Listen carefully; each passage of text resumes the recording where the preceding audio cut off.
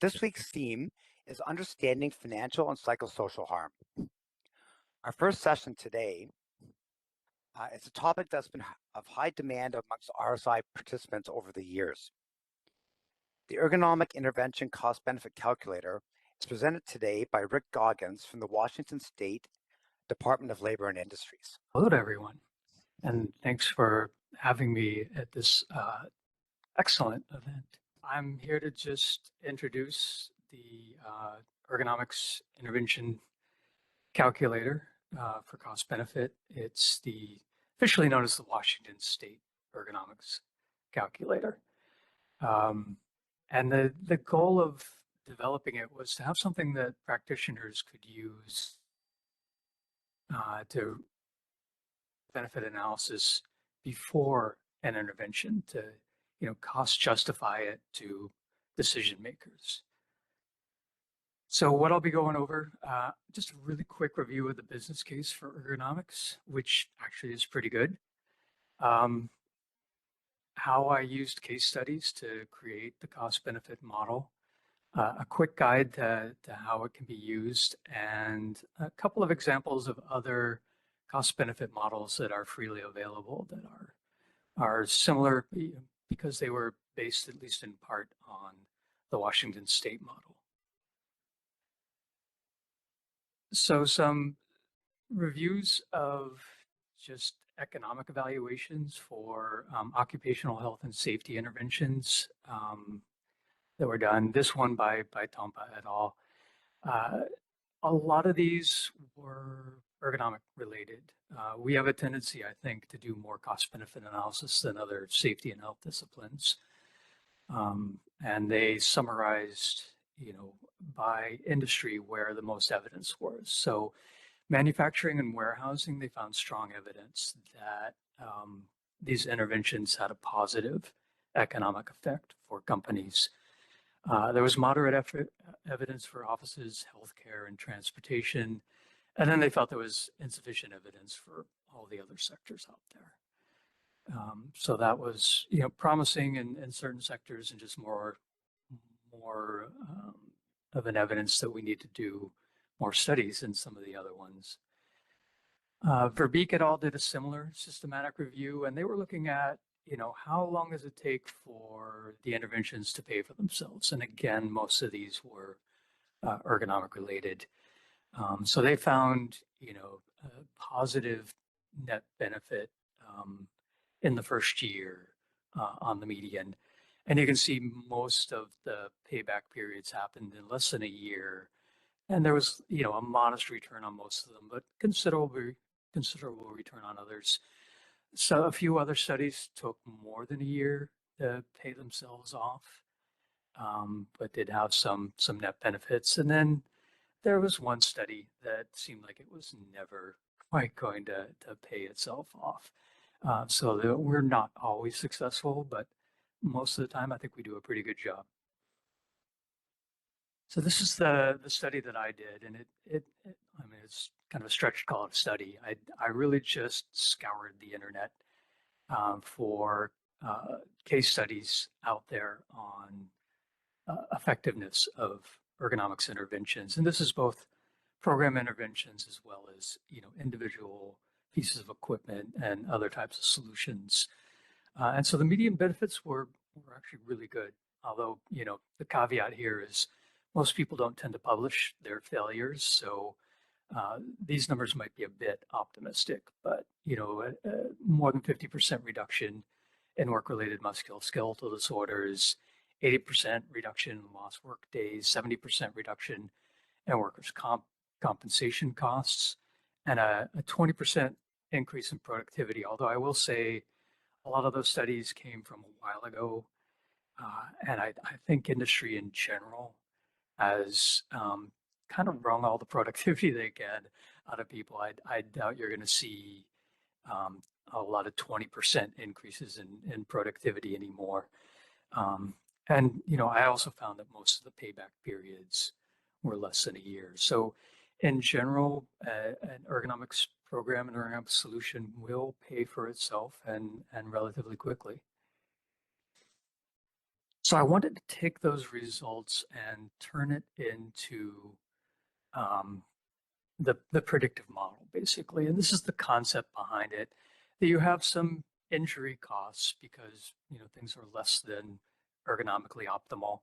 And with those, you get some indirect costs. People have to investigate the injuries, fill in for the injured worker, maybe do some additional training, those sorts of things. So, there's that attached to just about every injury out there.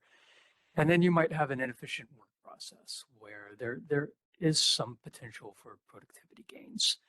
And so you've got an ergonomic intervention that you're thinking about, and you think it's going to be somewhat effective. It's not always possible to tell what X is ahead of time, right? In terms of how much you think you're going to reduce the injuries and their costs, or how much you could increase productivity with something. So I wanted to take the results of those case studies and use it to model effectiveness based on the type of intervention that people were considering. So how effective were things in the case studies? And what I did is I took the individual solutions and divided them out into the categories that they seem to fit in. And so I found the ones that when you were just about able to eliminate the hazard, they were 60 to 100% effective. So not all of them completely reduced injuries, or were completely effective at increasing productivity. Um, and some examples of that, if you can automate part of the job that's the most hazardous, or say provide a piece of lifting equipment to eliminate at least the hazardous part of moving materials, that's what's considered removal. It's on the hierarchy of controls. It would be the elimination one. Reducing exposure somewhat. So the level of exposure was 40 to 60% effective in the results. And, something like this would be, reducing the weight of items that are handled, or providing lower vibration tools, things like that.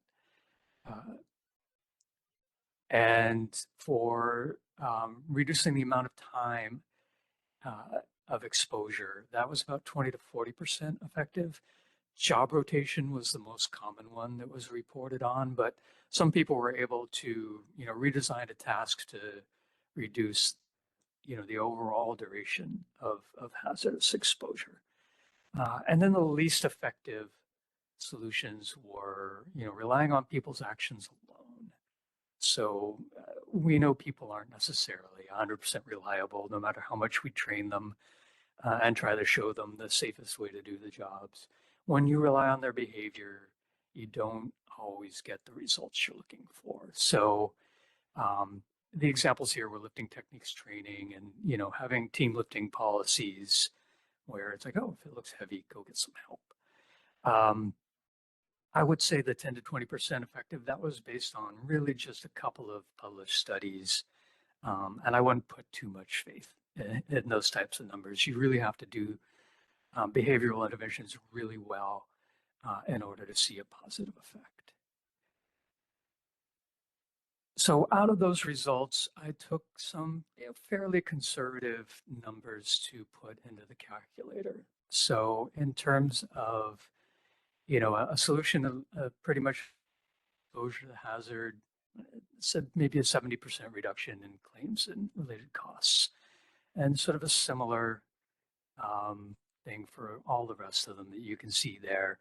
And then for the productivity estimates, I thought 20% was, a bit optimistic. So I came down to, even the highest one being 10%. I think when I redo this calculator, I might drop these even more, given today's work environment and the less room to increase productivity compared to how things were 20 years ago. And I wanted a really simple output for the calculator. I didn't want to get too involved in complex economic models. And payback period seemed like the simplest one that most people can grasp. And that's simply, you have a cost for the change you want to make, and then you have accrued benefits in terms of, the reduced injury costs and indirect costs and improved productivity. And just where the value of the benefits meets up with the cost, that's your payback period. So it's a pretty straightforward and simple one. It's only really useful for things that do pay for themselves within a year, though, because you have to take into account inflation and other things when an intervention takes longer than that to pay itself off. So I'll give a quick overview on how to use the calculator. This is where it's located. It's the Puget Sound Human Factors and Ergonomics Society. And so that's our local chapter of HFES.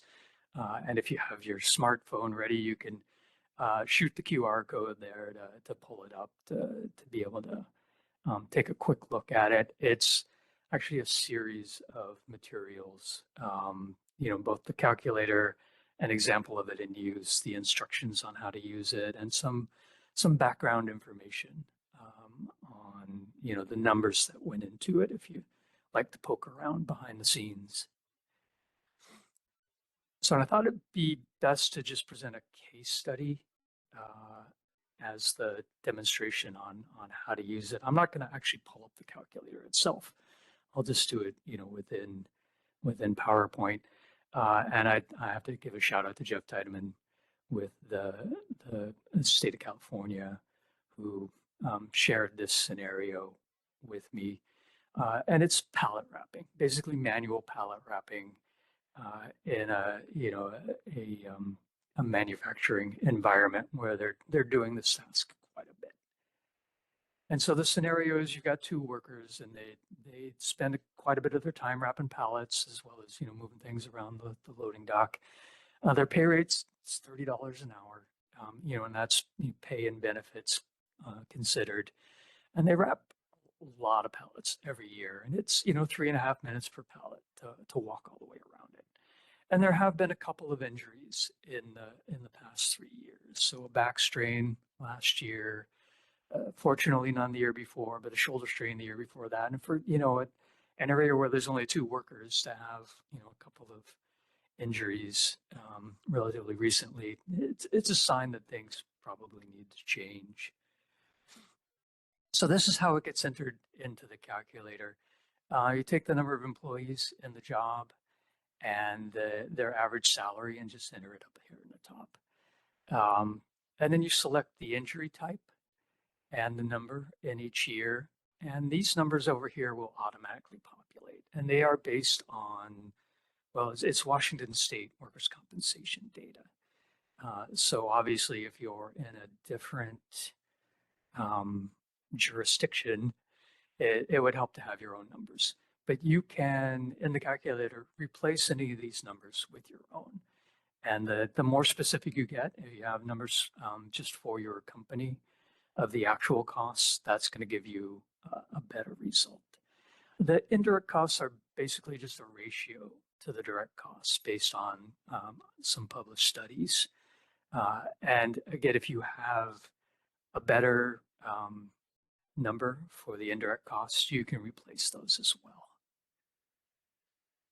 So here's one proposed solution, probably the one you would most want to have. And it's a semi-automatic pallet wrapper, where you just bring the pallet over, drop it on the turntable, press a button, and it wraps the pallet for you, and then you haul it off. And these are old dollars. These probably cost more now. But in terms of the purchase cost, 11,000. And then there's an optional pre-stretch module that will stretch the stretch wrap before it wraps, and that can save you in materials cost. Shipping and installation would be another 3,000. Training workers on how to use it safely might take a couple of hours, and so that'll add to the cost a little bit. And then, because you've gone from something manual to something that is a powered piece of equipment, you've got electrical costs and maintenance, and you can estimate that at about $2,000 annually. Um, the benefits of it, it eliminates most of the risk in the task, right? Because you just stand back and watch the machine do the work. It's faster than doing it manually. It just spins the pallet right there in space. So instead of workers walking around each pallet, it gets it done in about a third of the time. And that pre-stretch module, because you wrap so many pallets, it's going to save $6,000 a year in stretch wrap costs. So that's pretty significant right there. It makes that one seem like a no-brainer in terms of adding the additional costs. So an alternate solution, still a bit manual, still requires walking around the pallet, but it's a stretch wrap dispenser with a section that slides up and down. So you don't have as much bending over, as much, reaching well overhead because you got handles that you can use to control it. You're not having to hold on to, the weight of the stretch wrap roll, but you do have some forces involved in wheeling this thing around. Uh, they're a lot less expensive than the semi-automatic, and they might seem desirable from that aspect. And there's no installation, no training costs, no energy use. So, um, as a secondary solution, it might be worth considering at least. And so the calculator is set up to allow up to 3 options. And so, the semi-automatic one, you would enter the total purchase cost, and this is including that pre-stretched module. Engineering cost would be the installation part of it, but you can throw the delivery costs in there, or you could put it down here, wherever you feel like. Training costs, and then the recurring costs that would get factored in like every year. So that gives you your total cost of the intervention. Same with the dispenser, which you can see is a lot less. And then you decide how effective is the solution. And we're going to say the stretch wrapper would pretty much eliminate exposure to the hazard, whereas the dispenser exposure, right? There's just less of the awkward postures involved. Productivity improvements. You could say, hey, it must speed up the entire process, right? Because it really speeds up the stretch wrapping part of it. But because the workers do other things, I went with the medium increase in productivity. It reduces a lot of the wasted motion of walking around the pallet, basically. Um, and the dispenser, I didn't think it would reduce a lot of the motion because you're still having to walk around it, but it would improve comfort, reduce fatigue.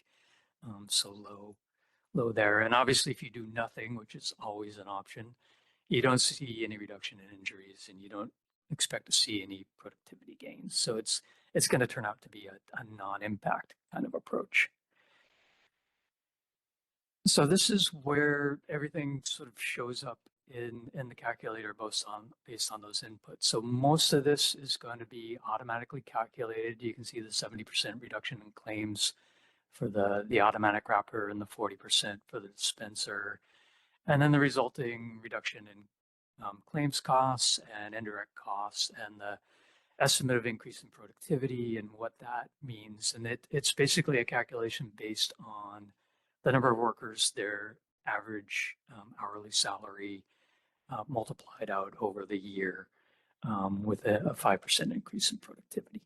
And you can see that's a pretty significant amount. Other estimated savings, that $6,000 savings in material costs can go there. If you had something like, you're expecting improved product quality and reduced scrap and errors and things like that, you could factor it in there. And then what it does is it looks at the savings in the first year, over 3 years, and over 5 years. And that's assuming that the design life of whatever solution you're considering is at least 5 years. And, there are some things that might not last that long. And you would need to take that into account if you had to, repurchase or rebuild something after 3 years. You'd probably need to factor that in. And then the last tab on the calculator is also pretty automatically generated. And it just gives you that payback period part of it, in addition to all the numbers. And you can see, this one a little over half a year for the semi-automatic stretch chopper, much faster payback on the dispenser because it's just a less expensive solution with some expected benefits. But you can see that in terms of the net benefits after 1 year, they're equal. But as you accumulate more benefits with the better productivity increase and the better likelihood that you're not going to have any more injuries from that task, 5 years, the semi-automatic stretch wrapper looks like the clear winner here. It will automatically generate these graphs. I picked pretty rudimentary graphs in Excel, so you can feel free to make those nicer if you decide to use it.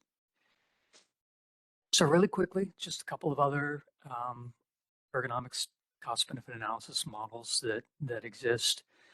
When I put the calculator out there, I thought, this is okay, but it's not necessarily perfect. My hope was that other people would use it and improve upon it, and fortunately, that has started to happen.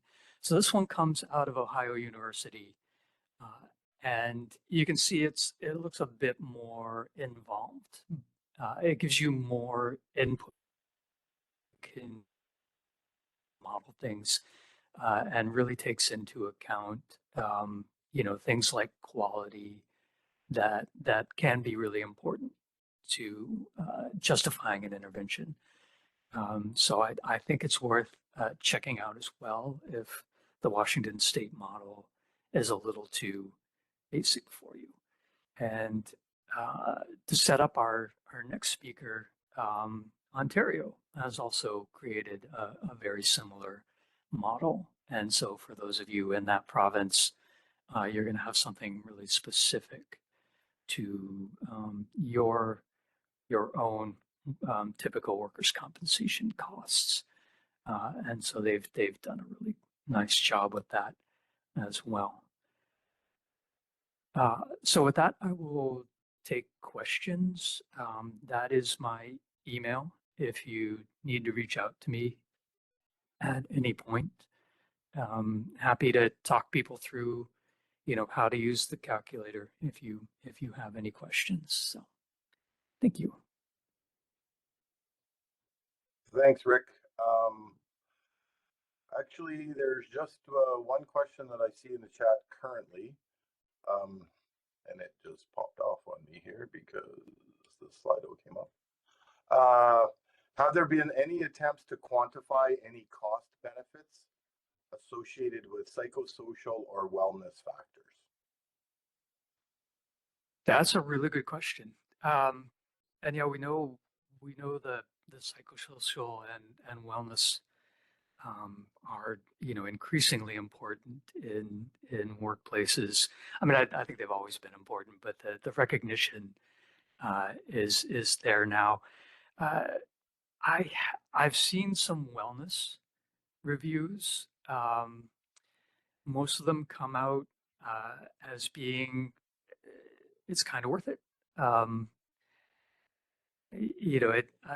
don't think they're like really overwhelmingly positive all of the time. Some of that is, I think the wellness initiatives are just a little harder to get a hold of all the numbers correctly. One of the things that I've seen in reviewing intervention literature is you kind of have a choice. You can either design a really good intervention or design a really good study to gather the kind of data you need, and it's really hard to do both. So I think that's one of the things that maybe is holding back the wellness side of things. I have not seen anything specific just to psychosocial factors. I would imagine there's probably some good comprehensive ergonomics program evaluations out there that include things like psychosocial factors, participatory ergonomics, maybe even some wellness initiatives thrown in there. And that's, that's part of that. The good interventions in ergonomics are pretty holistic and flexible in terms of adapting to changes that happen in the workplace, and being willing to modify what you're doing if your initial attempts aren't as effective as you hoped. And that's why they make bad research studies, because you start changing the variables midway through. So I don't have a better answer on the psychosocial side of things. Okay, thank you, Rick. Very informative presentation. Currently, that's all we have on here. In terms of questions, there's a couple of comments in the chat. I guess.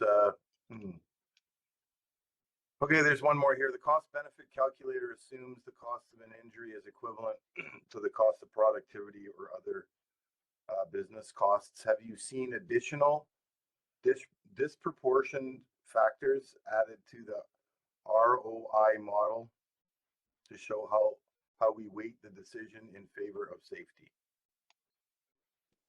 I can read that again if you didn't get that. Yeah, I didn't quite follow.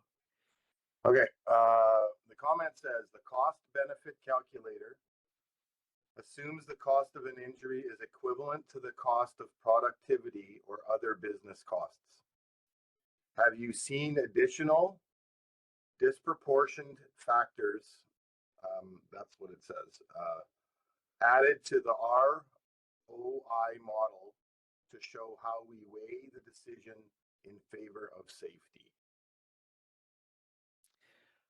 Yeah, and if I'm following that correctly, it's, are there other factors that could go into ROI models than just injuries and productivity? And the answer is very much yes. I chose injuries and productivity because they tended to have the biggest impact. Uh, but quality obviously can have an impact.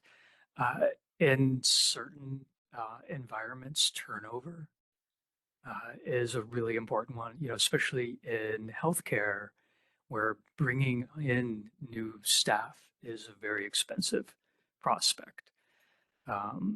So some of it's going to be specific to your industry. In offices, the injuries are pretty low, and so injury costs are low. Productivity is important there, but so is the quality of work being done, as well as again retaining valuable employees, knowledge workers that when they leave a company, take a lot of intellectual abilities with them. Okay, perfect. Thank you. One more here. Hold on, everything's. Have you done any CBA for digital application that supports Ergo? No, I have not. Okay. Well, there's a lot popping in here now. So, how do you calculate indirect injury costs? So the indirect injury cost was a ratio, and it's actually based on the U.S. OSHA safety pays calculator that looked at for different direct costs of injuries. It estimated different ratios based on some actual injury cost data, I believe from the construction industry.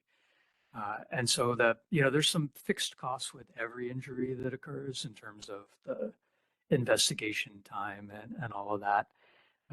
And so you actually end up with a kind of a higher indirect cost ratio with the lower cost claims compared to, a more expensive claim where it might be closer to like a 1-to-1 ratio.